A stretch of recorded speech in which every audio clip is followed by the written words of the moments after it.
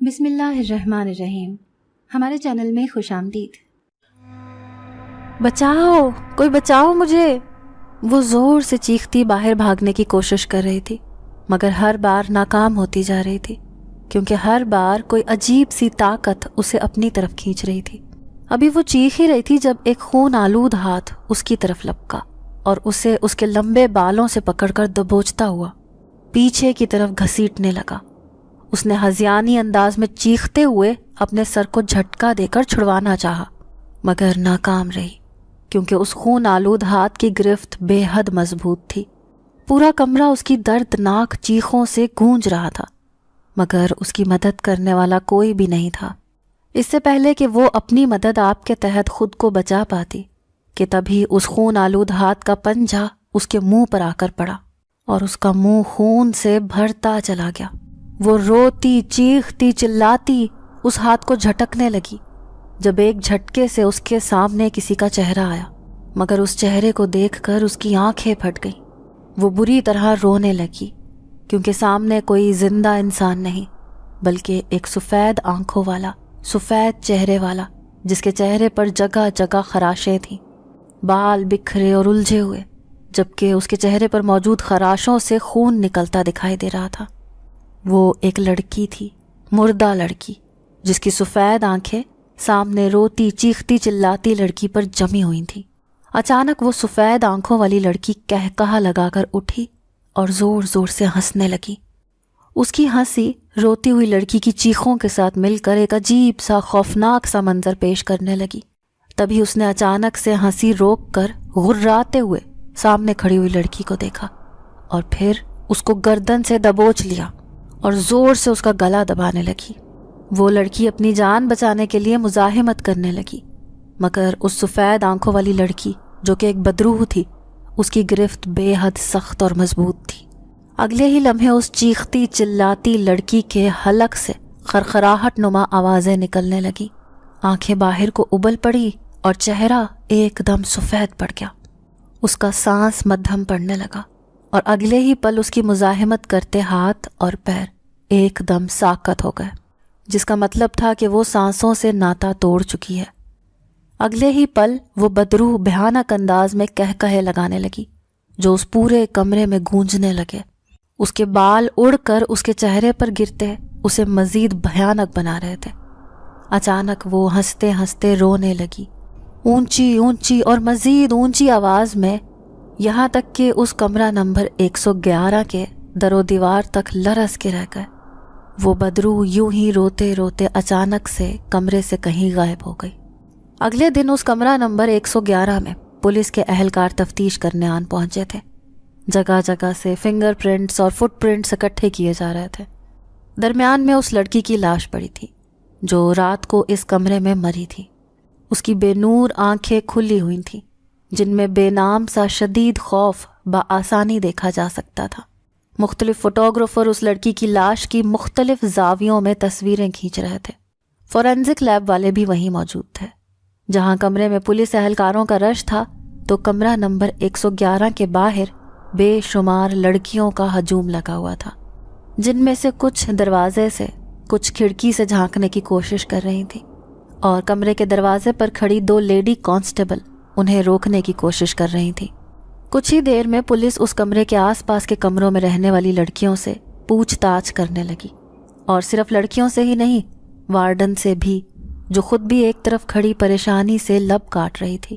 وہاں پر رہنے والی ہر لڑکی کے ساتھ ساتھ وارڈن بھی خوف کا شکار نظر آ رہی تھی، اور ایسا پہلی بار نہیں ہوا تھا. پچھلے 3 سال سے مسلسل ایسا ہی ہو رہا تھا. ہر نئے سال کے پہلے بدھ کے روز رات کو کمرہ نمبر 111 میں رہنے والی لڑکی کی موت ہو جاتی تھی. کیوں، کب اور کیسے؟ ان سوالوں کے جواب نہ کوئی جانتا تھا، نہ کبھی ان کے جواب مل پائے تھے. اور تو اور پولیس بھی ان سوالوں کے جواب ڈھونڈ نہیں پائی تھی. یہ ان 3 سالوں میں تیسری لاش تھی جو کمرہ نمبر 111 سے صبح کے وقت برآمد ہوئی تھی. پولیس کو ان 3 سالوں میں کبھی کسی لڑکی کی لاش سے کوئی ایسا سراغ نہیں ملا تھا جس سے وہ ان لڑکیوں کے قاتلوں کا سراغ لگا پاتے. کبھی کسی لڑکی کے جسم پر انہیں کسی زخم یا چوٹ کا نشان نہیں ملا، لیکن ہر لڑکی کی موت دم گھٹنے سے ہی ہوتی تھی۔ اور ایک اور تعجب کی بات یہ تھی کہ وہ سب لڑکیاں جوان اور بے حد حسین ہوتی تھیں، اتنی حسین کہ ان پر آنکھ تک نہ ٹھہرتی تھی، لیکن ان لڑکیوں کی موت بے حد برے طریقے سے ہوتی تھی جس کا آج تک پتہ نہیں لگ پایا تھا۔ انسپیکٹر چلتا ہوا ایک طرف کھڑی وارڈن کے پاس آیا، جو بے حد پریشان اور سہمی ہوئی لگ رہی تھی۔ دکھنے میں وہ 25-26 سال کی لگتی تھی، بے حد خوبصورت اور حسین تھی، لیکن حقیقت میں وہ 40 برس کی تھی۔ وہ زیادہ موٹی تھی نہ ہی بہت زیادہ پتلی، اور اس کا متناسب سراپا اسے مزید حسین بناتا تھا۔ اس کی ذمہ داری یہاں موجود ہر لڑکی کی حفاظت اور خیال اور دھیان رکھنا تھا۔ آپ نے کسی اجنبی کو ہاسٹل میں اندر آتے یا جاتے دیکھا تھا، یا پھر کوئی ایسی عجیب بات محسوس کی ہو جس کا اس کیس سے کوئی تعلق ہو؟ اس انسپیکٹر نے غور سے وارڈن کو دیکھ کر پوچھا۔ نہیں، کل رات ایسا کچھ بھی نہیں ہوا، سب کچھ عام دنوں جیسا ہی تھا، اور رات کو بھی سب کچھ ٹھیک تھا۔ میں نے 2 بار یہاں راؤنڈ لگایا تھا، مجھے کہیں بھی کوئی گڑبڑ محسوس نہیں ہوئی تھی، اور سب کے ہاسٹل میں آ جانے کے بعد میں نے مین گیٹ بھی بند کر دیا تھا تاکہ نہ پھر کوئی لڑکی باہر جا سکے اور نہ ہی کوئی باہر سے اندر آئے۔ وارڈن نے دکھی لہجے میں کہا تو انسپیکٹر کو اس کی آنکھوں میں نمی نظر آئی، شاید وہ رو رہی تھی۔ یہ تیسرا کیس ہے جو بالکل باقی پہلے 2 کیسز جیسا ہی ہے۔ پچھلی دونوں بار بھی ہمیں کمرے میں مقتولہ کے علاوہ کسی اور کے فنگر یا فٹ پرنٹس نہیں ملے تھے، بلکہ پوسٹ مارٹم کے بعد بھی یہی پتہ چلا تھا کہ مقتولہ کی موت دم گھٹنے سے ہی ہوئی ہے، لیکن دم گھٹنے کی کوئی خاص وجہ معلوم نہیں ہو سکی تھی۔ اس دفعہ بھی مجھے یہی لگتا ہے کہ اس لاش سے کچھ معلوم نہیں ہو سکے گا۔ وہ جو کوئی بھی ہے بے حد شاطر ہے، جان لے لینے کے بعد وہ ذرا سا بھی ثبوت نہیں چھوڑتا۔ پچھلی بار کی طرح ہم اس بار بھی پوری کوشش کریں گے کہ مجرم کو ڈھونڈ سکیں۔ آپ بھی بھرپور تعاون کیجیے گا، انسپیکٹر نے کہا تو وارڈن آنسو پونچھتی سر ہلا گئی۔ انسپیکٹر اپنی ٹیم کے ساتھ وہاں سے جا چکا تھا، جبکہ اس لڑکی کی لاش کو پوسٹ مارٹم کے لیے لے جایا گیا تھا۔ سب لڑکیاں خوف زدہ سی آپس میں سرگوشیاں کرنے لگیں اور اس سب پر تبصرے کرنے میں مصروف تھیں جو انہوں نے دیکھا تھا۔ چلو سب اپنے اپنے کمروں میں جاؤ، وارڈن نے سب کو چہمگوئیاں کرتے دیکھ کر ٹوکا۔ ہم یہ ہاسٹل چھوڑ دیں گے، اگر کل کو ہمارے ساتھ بھی یہی سب کچھ ہو گیا تو؟ ان میں سے ایک لڑکی نے کہا تو وہ باقی سب بھی اس کی ہاں میں ہاں ملانے لگی، کیونکہ وہ سب ہی خوف زدہ ہو چکی تھیں۔ آئندہ ایسا کچھ نہیں ہوگا اور پولیس جلد ہی مجرم کو ڈھونڈ نکالے گی، تو گھبرانے کی کوئی ضرورت نہیں ہے، وارڈن نے پریشانی اور غم سے کانپتے ہوئے کہا۔ وہ سب بڑبڑاتے ہوئے وہاں سے اپنے اپنے کمرے میں چلی گئی۔ وارڈن بھی گہرا سانس بھر کر پریشانی سے اپنے آفس کی جانب بڑھ گئی۔ اس کے پیروں میں واضح لرزش تھی اور اس کا پورا جسم کانپ رہا تھا۔ وہ وارڈن سمرا تھی جس کی عمر اس وقت 40 برس تھی۔ وہ پچھلے 10 سال سے یہ گرلز ہاسٹل چلا رہی تھی۔ اس کے گھر میں بس 2 ہی لوگ تھے، ایک وہ خود اور ایک اس کا بھائی جسے سمرا نے بے حد لاڈ اور پیار سے پالا تھا۔ اس وقت وہ 29 سال کا تھا اور ایک کمپنی میں جاب کر رہا تھا۔ سمرا کے والدین کئی سال پہلے وفات پا چکے تھے جب سمرا تعلیم حاصل کر رہی تھی۔ سمرا کا بھائی اس سے 11 سال چھوٹا تھا۔ وہ دونوں بہن بھائی ایک دوسرے سے بے حد محبت کرتے تھے۔ ماں باپ کے جانے کے بعد سمرا نے ہی اس کا ایک ماں کی طرح سے خیال رکھا تھا اور اس کی پڑھائی اور باقی ہر قسم کا خرچہ خود ہی اٹھایا تھا۔ اس کی اماں ایک گھریلو خاتون تھی، جبکہ والد ایک کمپنی میں معمولی سی نوکری پر تھے، جہاں سے ملنے والی تنخواہ اتنی زیادہ نہ تھی کہ وہ آسائشوں بھری زندگی جی سکتے۔ اسی لیے انہوں نے بہت ہی مشکلات کا سامنا کرتے ہوئے اور اپنی بہت سی حسرتوں کو دباتے ہوئے اپنا وقت گزارا تھا۔ ماں باپ کے مرنے کے بعد ساری ذمہ داری سمرا پر آن پڑی، جس نے نہ صرف گھر کو چلانے کا خرچہ بلکہ اپنے بھائی کو اچھی تعلیم دلوانے کے ساتھ اس کی ہر خواہش پوری کرنا بھی سمرا کی ذمہ داری تھی۔ سمرا نے صرف BA کر رکھا تھا، جس کے ساتھ اسے کسی اچھی کمپنی یا کسی اچھے اسکول میں نوکری نہیں مل سکتی تھی۔ یہی وجہ تھی کہ اس نے ہاسٹل بنانے کا سوچا اور یوں لڑکیاں اس کے ہاسٹل میں آ کر رہنے لگی۔ پہلے پہل اس ہاسٹل کی عمارت چھوٹی سی تھی جس میں بس 5 کمرے تھے، لیکن وقت گزرنے کے ساتھ ساتھ جوں جوں لڑکیاں بڑھتی گئیں اور اس کی کمائی میں اضافہ ہونے لگا تو اس نے آہستہ آہستہ 2 منزلیں اور بنا لیں۔ اب اس 3 منزلہ عمارت میں 10 یا 20 نہیں بلکہ 115 کمرے تھے جن میں لڑکیوں کی رہائش ہوتی تھی۔ ہاسٹل سے ہونے والی کمائی سے سمرا کے حالات بے حد بدل گئے تھے۔ وہ پہلے سے کہیں زیادہ امیر ہو گئی تھی، جس کے بعد اسے کبھی کسی چیز کے لیے ترسنا نہیں پڑا تھا، بلکہ اپنی خواہش کے مطابق اب وہ ہر چیز بآسانی پا لیا کرتی تھی۔ اس نے اپنے بھائی کو بھی اچھی اور اعلیٰ تعلیم دلوائی، جس کی وجہ سے آج وہ ایک اچھی کمپنی میں ایک اچھے عہدے پر فائز تھا۔ سمرا نے ہاسٹل کی کامیابی کے بعد شادی کر لی تھی، مگر کچھ ہی مہینوں میں اس کے شوہر نے اسے طلاق دے دی تھی، جس کے بعد اس نے کبھی دوسری شادی نہیں کی۔ ان کی زندگی یوں ہی ہنسی خوشی گزر رہی تھی جب اس کے ہاسٹل کے کمرہ نمبر 111 میں رہنے والی لڑکیوں کی موت ہونے لگی۔ کیسے، کب اور کیوں یہ کوئی نہیں جانتا تھا، مگر 3 سال پہلے یہ سلسلہ شروع ہوا تھا اور ابھی تک جاری و ساری تھا۔ ان 3 سالوں میں 18 سے 19 سال کی 3 لڑکیاں مر گئی تھیں۔ ان کے گھر والے روتے پیٹتے رہ گئے، لیکن ابھی تک کسی ایک کا بھی کیس حل نہیں ہو سکا تھا، کیونکہ کمرے سے یا لاش سے ان کو مارنے والے کا ایک بھی سراغ پولیس کو نہیں ملا تھا جس سے وہ مجرم کو ڈھونڈ سکتے۔ لیکن حیرت کی بات یہ تھی کہ یہ واقعہ ہمیشہ نئے سال کے پہلے بدھ کو ہی پیش آتا تھا اور ہمیشہ کمرہ نمبر 111 میں ہی پیش آتا تھا۔ اس کے پیچھے کیا راز تھا کوئی نہیں جانتا تھا۔ کل رات بھی نئے سال کے پہلے بدھ کی رات تھی اور آج صبح ہی کمرے سے اس حسین اور کم عمر لڑکی کی لاش برآمد ہوئی تھی جو 3 دن پہلے ہی یہاں رہنے آئی تھی۔ سمرا شدید پریشان ہو چکی تھی۔ اسے سمجھ میں نہیں آ رہا تھا کہ ایسا کیا کرے جس سے یہ سلسلہ رک جائے اور کمرہ نمبر 111 میں کسی کی موت نہ ہو۔ اب تو ہر طرف یہ بات پھیلنے لگی تھی کہ اس ہاسٹل کے کمرہ نمبر 111 میں ہر سال کی پہلی بدھ کو کسی لڑکی کی موت ہو جاتی ہے، جس کی وجہ سے اب لڑکیاں بھی اس ہاسٹل میں آ کر رہنے سے کترانے لگی تھیں۔ جن کو پتہ چل جاتا تھا وہ یہ کمرہ لینے سے گریز کرتی تھیں، مگر جسے نہیں پتہ تھا کہ اس کمرے میں رہنے والی ہر لڑکی کی پراسرار طریقے سے موت ہو جاتی ہے، تو پھر وہ یہ کمرہ لینے پر ہی حامی بھر لیتی تھیں اور پھر اگلے 2-3 دن میں وہ موت کا شکار ہو جاتی تھیں۔ یہ تیسری لڑکی تھی جس کی یوں اس طرح پراسرار طریقے سے موت ہو چکی تھی اور پولیس اپنی کارروائی کر کے جا چکی تھی، لیکن ابھی مزید تفتیش ہونا باقی تھی جس سے مجرم کا پتہ لگایا جا سکتا، لیکن سبھی نا امید تھے۔ اس طرح پچھلی 2 بار مجرم کا پتہ نہ چل سکا، ویسے ہی اس بار بھی پتہ نہیں چل سکے گا۔ اپنے کیبن میں آ کر سمرا اپنی کرسی پر بیٹھ کر آنکھیں موند گئی تھی۔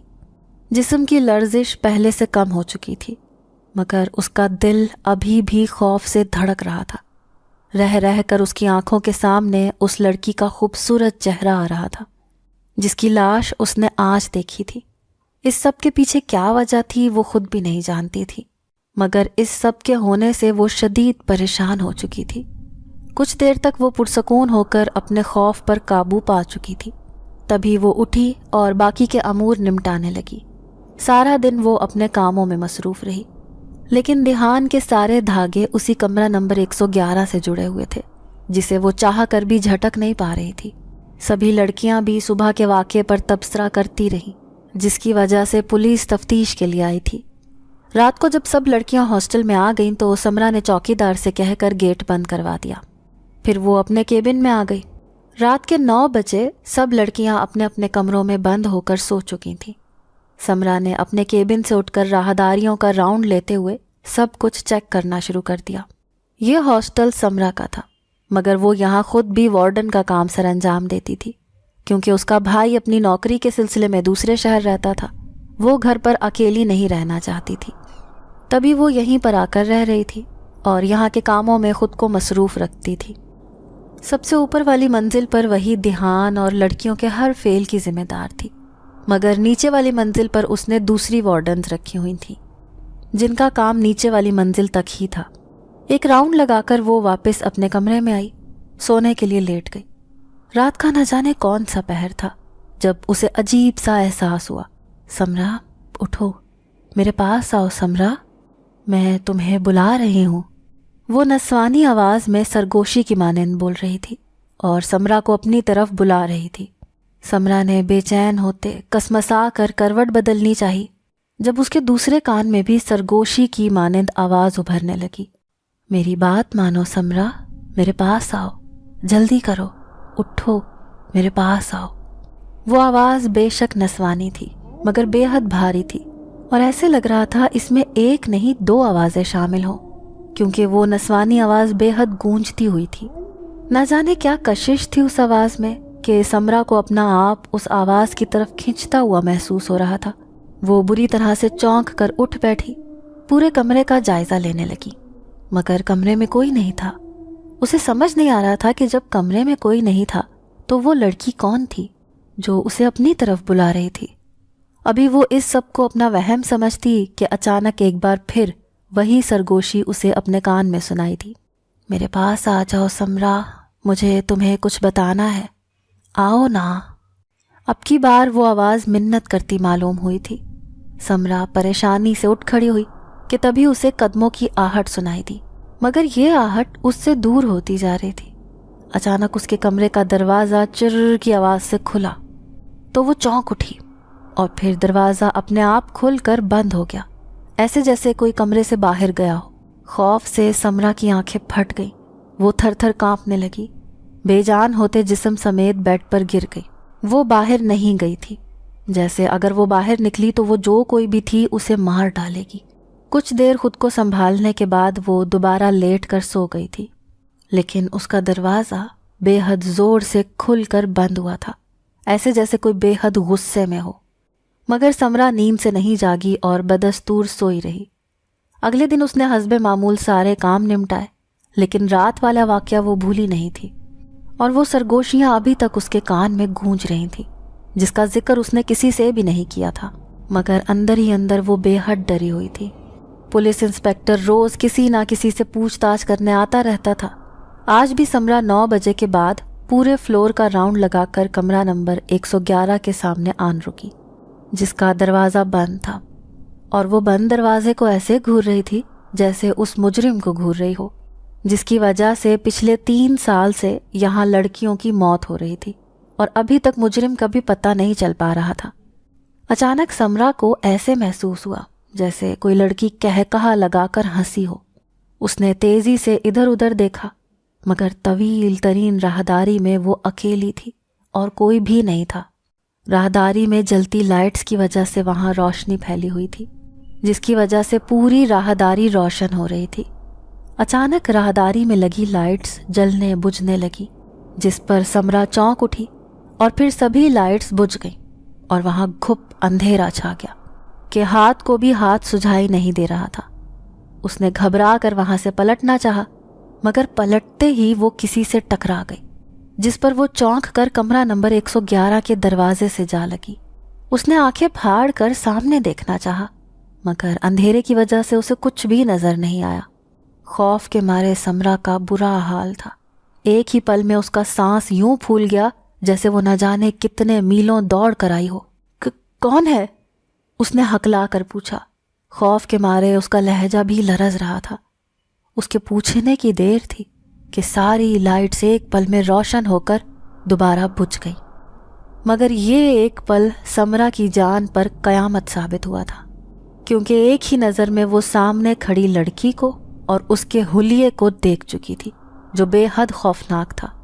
بکھرے ہوئے لمبے بال جنہوں نے اس کا آدھا چہرہ چھپا رکھا تھا، چہرے پر خراشوں کے نشان جن سے مسلسل خون رس رس کر سوکھ رہا تھا، اس کا سفید رنگ کا چہرہ جس میں ذرا سا بھی خون نہیں تھا، نیلے اور خشک پڑتے ہونٹ، اور سب سے بڑھ کر اس کی آنکھیں جو سفید رنگ کی تھی، اوپر کو چڑھی ہوئی مکمل سفید، جنہیں دیکھ کر سمرا کو احساس ہوا تھا کہ وہ انسان نہیں غیر انسان تھی۔ اس کی گردن اور بازوؤں پر کٹ لگے ہوئے تھے جن سے خون بہہ بہہ کر جم چکا تھا۔ تمہاری موت، اس لڑکی نے اس کے کان کے قریب جھک کر سرگوشی کی تو سمرا کا پورا جسم پسینے میں شرابور ہوتا گیا۔ وہ کانپنے لگی، اس کے چہرے پر نظر پڑتے ہی اس کی چیخیں بلند ہوتی پورے فلور پر گونجنے لگی۔ وہ لڑکی اب اونچی آواز میں کہہ لگا رہی تھی، اور اس کے کہکہوں کی گونج سے سمرا کو اپنا جسم سن پڑتا محسوس ہو رہا تھا۔ وہ کوئی زندہ لڑکی نہیں بلکہ ایک بدروح تھی، ایسی بدروح جو دوسروں کو نقصان پہنچاتی ہے۔ اس بات کا ادراک ہوتے ہی سمرا کی چیخوں میں اضافہ ہو گیا تھا۔ اچانک اس بدروح نے اپنا ہاتھ سمرا کی گردن کی طرف بڑھایا اور سمرا کا گلا دبانے لگی۔ سمرا کی آنکھیں بند تھیں مگر اس کی چیخیں آسمان کو چھو رہی تھیں۔ اچانک اسے اپنے کندھے پر کسی کا ہاتھ محسوس ہوا تو اس نے اس ہاتھ کو جھٹکتے ہوئے زور سے ایک تھپڑ سامنے والے کے چہرے پر دے مارا، مگر ایک نسوانی چیخ سن کر اس نے تیزی سے آنکھیں کھولیں تو ششدر رہ گئی، کیونکہ اس کے سامنے اسی ہاسٹل میں رہنے والی ایک لڑکی تھی جو اب اپنے دائیں گال پر ہاتھ رکھے صدمے اور پریشانی سے سمرا کو دیکھ رہی تھی۔ سمرا کا پورا جسم کانپ رہا تھا۔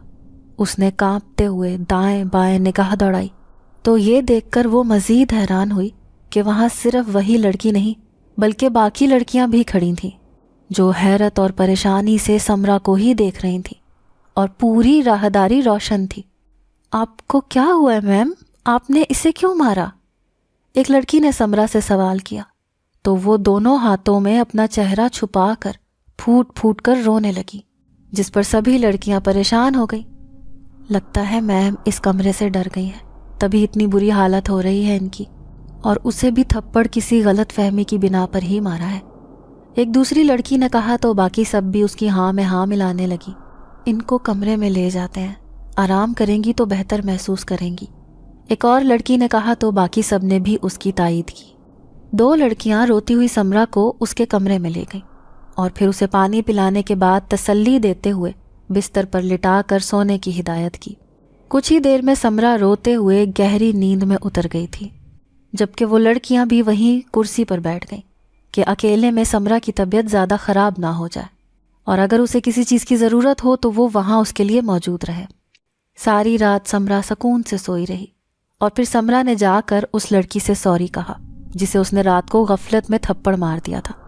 اس لڑکی نے مسکرا کر بات ٹال دی، جبکہ سمرا بس اسی بدروح کے بارے میں سوچتی جا رہی تھی جس نے کل رات کو سمرا کو خطرناک حد تک ڈرا دیا تھا۔ وہ بدروح کون تھی؟ سمرا کو علم نہیں تھا، لیکن وہ سمرا کو اپنے پاس کیوں بلا رہی تھی، اور سمرا سے اس کا کیا لینا دینا تھا؟ یہ بات سمرا ضرور جاننا چاہتی تھی۔ اس کی جان کو خطرہ تھا، مگر پھر بھی وہ اس لڑکی کے بارے میں جان کر اپنا تجسس ختم کرنا چاہتی تھی۔ اتنا تو اسے سمجھ آ گیا تھا کہ کمرہ نمبر 111 میں کوئی بدروح رہتی ہے جو اس کمرے میں رہنے والی ہر حسین لڑکی کو سال کے پہلے بدھ کی رات کو مار دیتی تھی، لیکن اس کے پیچھے کیا راز تھا یہ سمرا کو سمجھ میں نہیں آیا تھا۔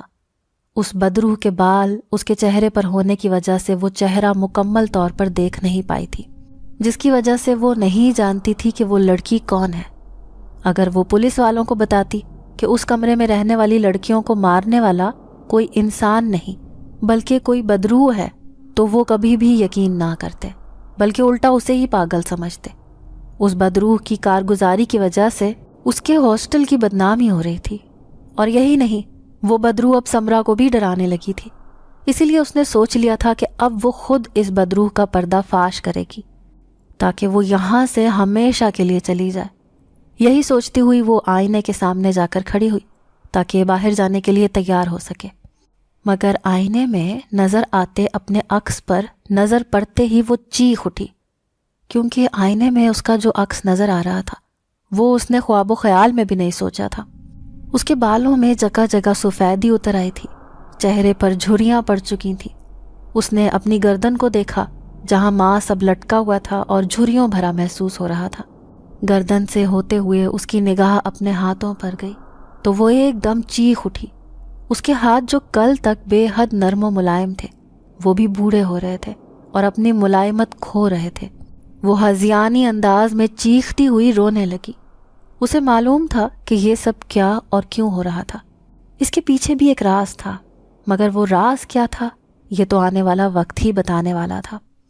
آج کئی بچیوں کی یونیورسٹی میں پارٹی تھی، جبکہ کئی لڑکیاں جو جاب کرتی تھیں وہ اپنی اپنی نوکریوں پر چلی گئی تھیں۔ ایسے میں اس تیسری منزل پر سمرا وارڈن اکیلی ہی تھی۔ اس نے تیزی سے خود پر چادر اوڑھی اور ہاسٹل کے کمرہ نمبر 111 کی طرف بڑھی۔ اس کمرے کے سامنے پہنچ کر جیسے ہی وہ رکی، اچانک کمرے کا دروازہ اپنے آپ کھل گیا۔ خوش آمدید، اسے اپنے بالکل قریب ایک پراسرار سی سرگوشی سنائی دی۔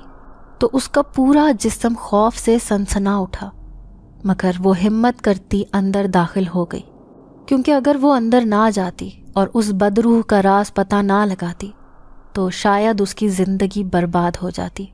ابھی وارڈن سمرا کمرے میں داخل ہوئی ہی تھی جب اچانک ٹھک کی زوردار آواز کے ساتھ کمرے کا دروازہ بند ہو گیا۔ سمرا نے چونک کر سہمے ہوئے انداز میں بند ہوتے دروازے کو دیکھ کر پھر سے پورے کمرے کا جائزہ لیا، جو بالکل سادہ سا تھا۔ اندر ایک سنگل بیڈ اور ایک الماری تھی، اور ایک طرف اسٹڈی ٹیبل، اس کے قریب ہی رکھی ایک کرسی جس پر بیٹھ کر پڑھائی کی جاتی تھی۔ خشک پڑتے حلق کو تر کرتے وارڈن سمرا آگے بڑھ کر اور کمرے کے وسط میں جا کر کھڑی ہو کر ادھر ادھر دیکھنے لگی، مگر جیسے ہی سامنے دیکھا تو ٹھٹک گئی، کیونکہ اس کے سامنے ایک لاکٹ لٹک رہا تھا، ہوا میں معلق، بغیر کسی سہارے کے، جس کے اندر ایف اور زی لکھا ہوا تھا۔ اس لاکٹ پر نظر پڑتے ہی سمرا کی آنکھیں پھٹی کی پھٹی رہ گئیں، کیونکہ اس لاکٹ کو وہ اچھے سے جانتی تھی۔ خوف اور دہشت سے اس کا پورا جسم سن پڑ گیا تھا، حتیٰ کہ اتنی بھی جان نہیں تھی کہ وہ ایک قدم بھی اٹھا پاتی۔ تبھی کسی نے اس کے کان کے قریب جھک کر کہا لگایا تھا، تو وہ سہم کر اپنی دائیں جانب دیکھنے لگی، مگر اس طرف نگاہ پڑتے ہی اس کی چیخیں پورے کمرے میں گونج اٹھیں، اور وہ لڑکھڑا کر نیچے گری اور پھر کھسکتے ہوئے پیچھے دیوار سے جا لگی۔ اس کی پھٹی پھٹی سی آنکھیں سامنے کھڑی کہا لگاتی بدروح پر جمی تھی، جسے وہ اچھے سے جانتی تھی۔ وہ فاریہ تھی، فاریہ ذیشان، مگر اب وہ زندہ نہیں تھی، بلکہ وہ ایک بدروح بن گئی تھی جو اب سمرا کی جان لینے کے در پر تھی۔ اس کے بال بکھرے ہوئے تھے، اس نے کالے رنگ کا پرانا مگر بوسیدہ سا لباس پہنا ہوا تھا، دوپٹہ غائب تھا، آنکھوں کا رنگ بالکل سفید تھا، چہرے کی طرح جسم میں خون نام کو نہیں تھا۔ اس کے چہرے پر جا بجا خراشیں تھیں جن سے خون نکلتا ہوا جم چکا تھا، اور ان خراشوں کی وجہ سے وہ مزید خوفناک لگ رہی تھی۔ اس کی گردن اور بازوؤں پر بھی کٹ کے نشان تھے جہاں سے خون نکل نکل کر جم چکا تھا۔ تم بوڑھی ہو گئی ہو سمرا۔ ارے ایسے کیسے بوڑھی ہو گئی؟ وہ سب اب نہیں کرتی جو تم پہلے کرتی تھی۔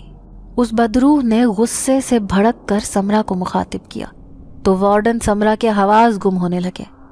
کیوں کیا تم نے میرے ساتھ ایسا؟ بولو، کیا بگاڑا تھا میں نے تمہارا؟ اچانک فاریہ کی بدروح روتی ہوئی بے بسی سے پوچھنے لگی تو وارڈن سمرا نے سانس روک کر اسے دیکھا، جس کی سفید آنکھیں اسی پر جمی ہوئی تھیں، جس سے سمرا جھرجھری سی لے کر رہ گئی۔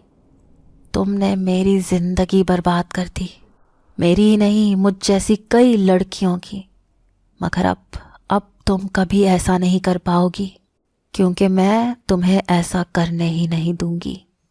وہ روتے روتے ہنس کر کہنے لگی تو سمرا نے بے اختیار نفی میں سر ہلایا۔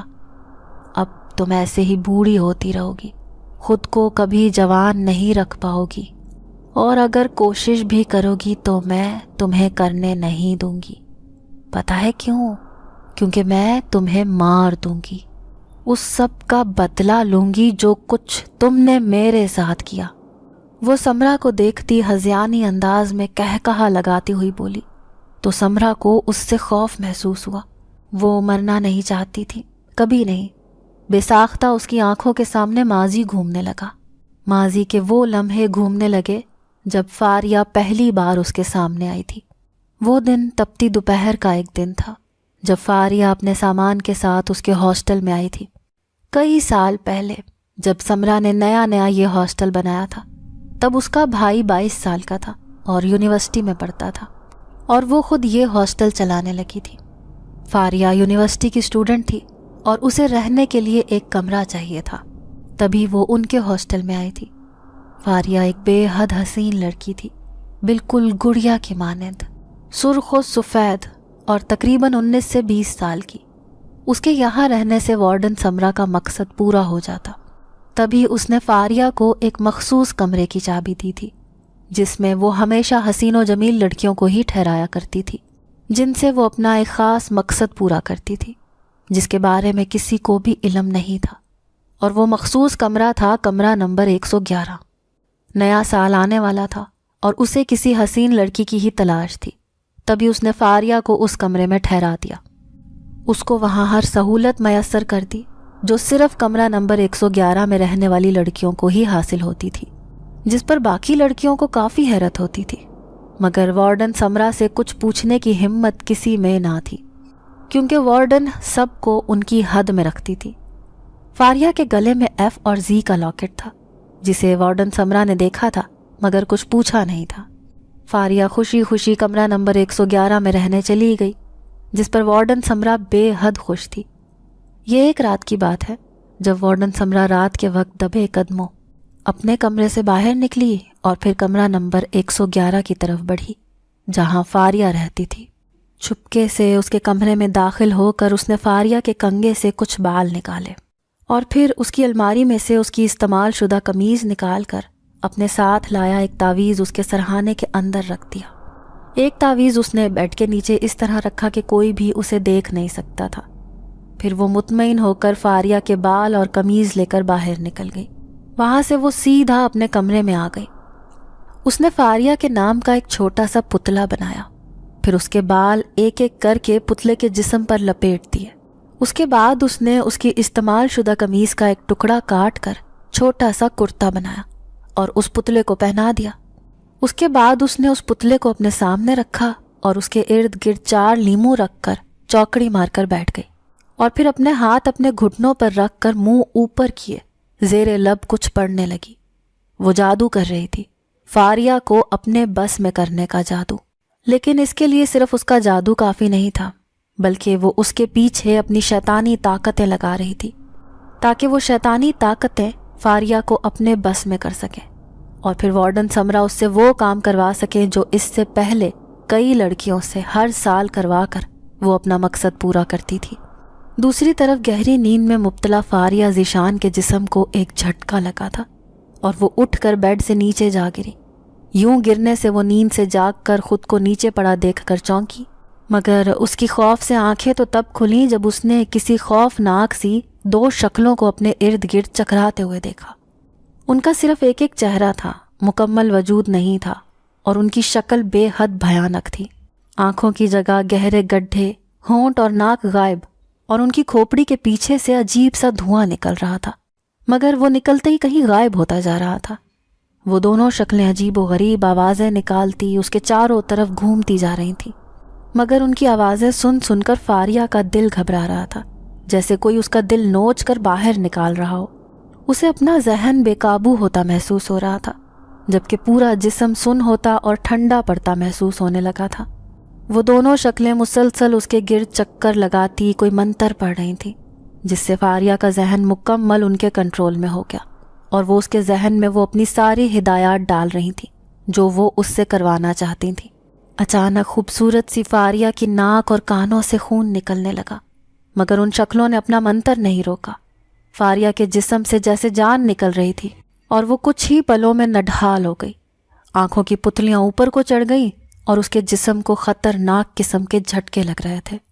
کچھ دیر کمرے میں یہی کھیل جاری رہا، مگر تبھی فاریہ مزید تکلیف برداشت نہ کر سکی اور بے ہوش ہو گئی۔ اگلے دن جب وہ کمرے سے باہر نکلی تو بالکل ٹھیک ٹھاک تھی، لگ ہی نہیں رہا تھا کہ رات کو اس کے ساتھ کچھ ہوا ہے۔ بظاہر وہ ٹھیک تھی، مگر اس کے دماغ پر صرف ایک ہی بات سوار تھی کہ اسے وارڈن سمرا کی ہر بات ماننی تھی۔ اسے اپنی زندگی یاد تھی، سب کچھ یاد تھا، تبدیلی صرف یہ آئی تھی کہ اس کے دل و دماغ میں بس یہ بات بس گئی تھی کہ اسے وارڈن سمرا کی بات ماننی ہے۔ وہ گراؤنڈ فلور میں آئی ہی تھی جب اچانک خوشی کے مارے اس کی آنکھیں پھیل گئیں اور وہ تیر کی تیزی سے بھاگتے ہوئے سامنے کھڑے شخص کے سامنے جا رکی، جو خود بھی اسے یہاں دیکھ کر چونکا تھا۔ تم یہاں کیا کر رہی ہو؟ سامنے کھڑے لڑکے نے پوچھا، جو کوئی اور نہیں بلکہ وارڈن سمرا کا بھائی احمد تھا۔ میں یہاں شفٹ ہو گئی ہوں اور اب سے یہیں رہوں گی۔ مگر آپ یہاں؟ فاریہ نے مسکرا کر اسے دیکھتے ہوئے بتایا، تو احمد محبت سے اسے دیکھتا کھل کر ہنسا۔ یہ میری آپا کا ہاسٹل ہے، سمرا آپا کا۔ احمد نے نرمی سے اس کا گال کھینچ کر کہا، تو وہ خوش ہو گئی کہ وارڈن سمرا اس کا اتنا خیال رکھتی ہیں تو وہ یقیناً فاریہ کو پسند کرتی ہوں گی، اور اب اس کی اور احمد کی شادی میں کوئی رکاوٹ نہیں ہوگی۔ وہ بہت اچھی ہیں، میرا بہت خیال رکھتی ہیں، فاریہ نے شرما کر بتایا، تو وہ ایک بار پھر ہنسا۔ अच्छी बात है ना, नंद और भाभी में अभी से प्यार बढ़ रहा है। अहमद ने शरारती लहजे में कहा तो वो झींप कर उसके कंधे पर मुक्का मार गई। अहमद और फारिया यूनिवर्सिटी में एक ही डिपार्टमेंट में थे, एक दूसरे से मोहब्बत करते थे, तालीम मुकम्मल होते ही शादी कर लेना चाहते थे। अहमद फारिया का सीनियर था, जिससे कब दोस्ती और फिर कब मोहब्बत हुई फारिया को पता ही नहीं चला था। वो दोनों मुतमईन थे क्योंकि फारिया के घर वाले राजी थे और अहमद को अच्छी तरह से जानते थे, और अहमद को यकीन था कि फारिया और उसकी शादी पर समरा को भी कोई एतराज़ नहीं होगा। अच्छा, मैं चलती हूँ, देर हो रही है, यूनिवर्सिटी में मिलूंगी, आप भी जल्दी आ जाइएगा। फारिया नरमी से कहती बाहर निकल गई, जबकि अहमद समरा के पास आया, जिसने उसे फारिया के साथ देख लिया था और अब उससे पूछा कि फारिया को कैसे जानता है, जिस पर अहमद ने उससे कुछ भी छुपाए बगैर सब कुछ बता दिया। अहमद तो ये बताकर चला गया, लेकिन समरा परेशान हो गई। वो अहमद की शादी अपनी अजीज जान सहेली से करवाना चाहती थी, जो उसके दिल के बेहद करीब थी, और अब वो फारिया पर किए अमल से भी पीछे नहीं हट सकती थी कि एक बार जिस पर शैतानी ताकतों का अमल हो जाए, उसको फिर हर हाल में उस मकसद के लिए इस्तेमाल करना पड़ता था। उसे फारिया से एकदम नफ़रत सी हो गई थी, और इसी नफ़रत में आकर उसने वो करने का सोच लिया जो इससे पहले उसने कभी नहीं किया था। नए साल की पहली बुध को वो कमरा नंबर 111 में रहने वाली फारिया को कुर्बान करने वाली थी, लेकिन अब उसका और अहमद के ताल्लुक़ का सुनकर वो अपनी नफ़रत में अंधी होकर उसे मार देने वाली थी। नए साल की पहली बुध को जहाँ बाकी सारी लड़कियाँ न्यू ईयर नाइट मना रही थीं, वहीं समरा अपने कमरे में बैठी कमरा नंबर 111 में अपनी शैतानी ताकतों को भेज चुकी थी, जो वहाँ मौजूद फारिया को वार्डन समरा के हुक्म पर जान से मारने वाली थी। उन शैतानी ताकतों को वहाँ भेजने के बाद वो अपने कमरे से निकली और कमरा नंबर 111 में आई, जहाँ से फारिया की दर्दनाक चीखों की आवाज़ें आ रही थीं। वो अंदर आई तो वो शैतानी ताकतें उसके आगे सर झुका कर खड़ी हो गईं, क्योंकि वो उसकी ग़ुलाम थी। उसने नीचे पड़ी दर्द से कराहती फारिया को देखा, जिसके चेहरे पर कट लगे थे, बाजुओं और गर्दन पर भी कट थे, और ये कट उसने खुद अपने हाथों से ब्लेड से लगाए थे। और ये सब समरा ने शैतानी ताकतों के ज़रिए किया था, ताकि उसकी मौत एक खुदकुशी लगे। तड़पती आखिरी सांसें भरती फारिया ने समरा को देखा, जो नफ़रत से उसे देख रही थी। उस कमरे में आने वाली हर हसीन लड़की की मैं कुर्बानी देती हूँ। जानती हो किसको? शैतान को। मैं एलुमिनाटी जादूगरनी हूँ और मैं शैतान को कुर्बानी देती हूँ, अपने हुस्न को ज़िंदा रखने और हमेशा जवान रहने के लिए। हर साल की पहली बुध को इसी कमरे में रहने वाली लड़की की कुर्बानी। और तुम्हारी बुरी किस्मत कि इस साल वो लड़की तुम थी, लेकिन अहमद की वजह से मुझे तुम्हें मारना पड़ा। मैंने उसे पाल पोस कर बड़ा किया, उस पर और उसकी ज़िंदगी पर सिर्फ मेरा हक है। वो वही करेगा जो मैं चाहूँगी, और अब तुम्हें मारने के बाद मैं उसकी शादी अपनी सहेली से करवाऊंगी। समरा ने नफ़रत से फारिया को देखा था, जिसने काले रंग का लिबास पहना हुआ था। फारिया कराहती हुई उसे रोकने लगी, मगर वो अपनी शैतानी ताकतों को हुक्म देकर कमरे से बाहर निकल गई। बंद दरवाजे से उसे फारिया की आखिरी दर्दनाक चीख सुनाई दी, और फिर हमेशा के लिए सन्नाटा छा गया। अहमद को जब पता चला तो वो पागल सा हो गया, मगर होनी को कोई नहीं टाल सकता था। जो होना था वो हो चुका था। पुलिस आई, केस बना, मगर कोई सबूत ना मिलने पर केस बंद कर दिया गया। अहमद का घर आना जाना कम हो गया, मगर समरा को पता था वक्त के साथ वो ठीक हो जाएगा। अगले साल वो फिर एक बार किसी हसीन लड़की की कुर्बानी देने वाली थी, ताकि एलुमिनाटी जादू के ज़रिए हसीन लड़की की कुर्बानी देकर वो हमेशा जवान रह सके। मगर अगले साल वो लड़की इसी कमरा नंबर 111 में नए साल की पहली बुध को दम घुटने से मुर्दा पाई गई। और फिर अगले 3 साल तक यही होता रहा, और समरा किसी लड़की की कुर्बानी ना दे पाई। वो किसी और कमरे में रहने वाली लड़की की कुर्बानी नहीं दे सकती थी, क्योंकि शैतानी ताकतों का बसेरा इसी कमरे में था। तभी इस कमरे में हसीन तरीन लड़की को ठहराती थी। कुर्बानी ना दे पाने की वजह से वो अब बूढ़ी होने लगी थी। उसके जादुई हुस्न को जवाल आने लगा था। वो शुरू से ये सब नहीं करती थी, उसे ये सब उसके शौहर ने सिखाया था, जो कबाला कबीले से ताल्लुक़ रखता था और हसीन और जवान रहने के लिए हसीन और बालिग लड़कियों की कुर्बानी देता था।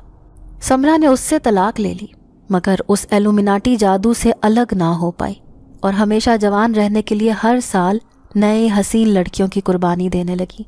वो शैतानी ताकतों के ज़रिए उन लड़कियों के दिलो दिमाग को कंट्रोल कर लेती थी और वो खुद बखुद समरा के साथ कुर्बान गाह में चली जाया करती थी। और आज तक किसी को समरा का ये राज मालूम ना हो सका था। फारिया को मारकर उसे लगा था कि बात ख़त्म, अब वो अपनी मर्जी चलाएगी और अहमद उसी की मानेगा। और अहमद ने फारिया की मौत के कुछ साल बाद समरा की बात मानकर उसकी सहेली से शादी कर ली थी।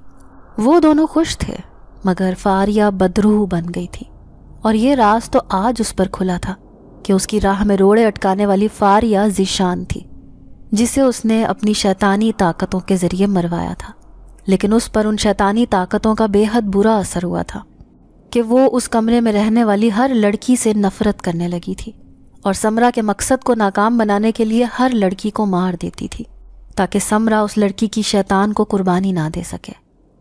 तुमने पहले मुझे कुर्बानी के लिए इस्तेमाल करना चाहा, फिर अहमद को मुझसे छीन कर मुझे मौत देकर मेरी ज़िंदगी बर्बाद कर दी। यहाँ पर रहने वाली हर लड़की को मैं इसीलिए मारती हूँ क्योंकि तुम उन्हें कुर्बान करने के लिए तैयार करती हो।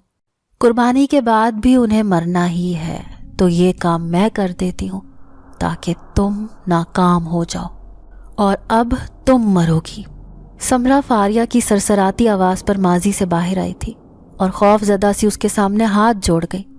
मुझे माफ़ कर दो फारिया, मुझे छोड़ दो, मैं हर बुरा काम छोड़ दूंगी, कभी उस जादू को नहीं दोहराऊंगी, ना ही किसी की कुर्बानी दूंगी, मुझे छोड़ दो। समरा ने झुर्रियों भरे हाथ उसके सामने जोड़ कर कहा तो वो कहा लगा उठी। मैं भी इसी तरह रोई और चिल्लाई थी, मगर तुमने मुझ पर रहम नहीं खाया था और अब मैं अपना बदला लेकर रहूंगी। फारिया ने तैश भरे लहजे में कहते अपनी शहादत की उंगली आसमान की तरफ की तो समरा खुद बखुद ज़मीन से उठती सीधी छत से जा टकराई और फिर उसी तेज़ी से नीचे गिरी। मैं तुम्हें मार कर अपना बदला लूंगी समरा, मुझे अहमद से दूर करने का बदला, रोते हुए कहकर फारिया ने उसकी गर्दन दबोची और फिर उस पर दबाव बढ़ाने लगी। समरा का दम घुटने लगा जबकि झुर्रियों भरा चेहरा सुर्ख पड़ गया। उसमें इतनी हिम्मत नहीं थी कि वो एक बदरूह का मुकाबला कर पाती, ना ही इतना वक्त मैसर था कि अपनी शैतानी ताकतों को बुला सकती। बूढ़ी हो चुकी समरा ज़्यादा देर मुज़ाहिमत नहीं कर सकी और फिर कुछ ही देर में वो बेदम होकर नीचे जा गिरी। फारिया ने समरा के बाजू पर ज़ोर से कट लगाया और फिर उसके खून से ज़मीन पर कुछ लिखने लगी। फारिया को अहमद से अलग करने के लिए समरा ने फारिया को मार दिया और आज फारिया ने समरा से अपना हर बदला ले लिया और अब यहाँ किसी बेगुनाह लड़की की मौत नहीं होगी। इतना लिखकर उसने एक नज़र समरा को, फिर एक नज़र पूरे कमरे को देखा और फिर अचानक से गायब हो गई। अगले दिन वहाँ फिर से पुलिस आई। अहमद भी अपनी बीवी के साथ आया था, जो समरा की वही सहेली थी जिसके लिए समरा ने फारिया को मारा था। और आज वो सहेली अपनी ज़िंदगी में खुश थी और समरा मर चुकी थी। समरा की लाश के पास लिखी तहरीर अहमद को साफ समझ में आ गई थी। वो फूट फूट कर रो दिया था अपनी वजह से, फारिया के मरने पर और समरा की खुदगर्जी पर। पुलिस अब समरा की लाश को ले जा रही थी और उस हॉस्टल से सभी लड़कियों को खारिज करके हॉस्टल को हमेशा के लिए सील कर दिया गया था। समरा की शैतानी ताकतें उसी कमरा नंबर 111 में हमेशा के लिए कैद होकर रह गई थीं, जो बेज़रर थीं क्योंकि उन्हें इस्तेमाल समरा का जादू कर सकता था, कोई और नहीं। या शायद वो समरा की मौत के साथ ही ख़त्म हो गई थी। बाकी सब मरी हुई लड़कियों की तरह समरा के केस पर भी कुछ दिन तफ्तीश की गई, मगर फिर अहमद के कहने पर वो केस बंद कर दिया गया था क्योंकि अहमद को अंदाज़ा हो गया था कि समरा की जान किसी इंसान ने नहीं बल्कि किसी बदरूह ने ली थी, जो फारिया की बदरूह थी, उसकी अपनी फारिया। नाजरीन, अगर आपको आज की ये कहानी अच्छी लगी हो तो वीडियो को लाइक ज़रूर करें। अगर आपको ऐसी दहशतनाक, दिल को जकड़ देने वाली कहानियाँ पसंद हैं तो ऐसी एक कहानी रोज़ाना सुनने के लिए हमारे चैनल को सब्सक्राइब करें। इजाज़त चाहते हैं, अल्लाह हाफ़िज़।